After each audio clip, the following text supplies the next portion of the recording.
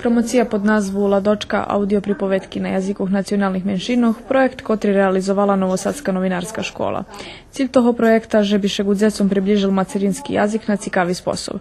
Audio pripovedki zňati na maďarskim, horvatskim, rumunskim, slovatskim i ruskim jazyku, a Maja Zazuljak prečitala pripovedki našej pisateljki Melaniji Rimar. Думам, že taki projekti treba praviti, pretože naši ruski djeci, nažalj, veli uopšte ne znaju pripovedati po-ruski, ta već ne znaju znači ani čitac, a to možu sluhac može, a iz sluhanja šilijek že hodni da co naučic. Všetky pripovedky dostupné na serbskim jazyku na web sajtu Novosadskej novinárskej školy, že by ich rodiči ľahko mohli prevžať prek kompjutera, tableta alebo mobilného telefona. Na promociji dzecinských pripovedkov bešedovali i Ana Nikulina Ursulesku z Radio Nového Sadu i horvátska pisateljka i publicistka Katarina Čeliković, a tiež Neza Đurkić, predsjedateljka Horodskej organizaciji šljepih i slabovidnih osoboh Novi Sad.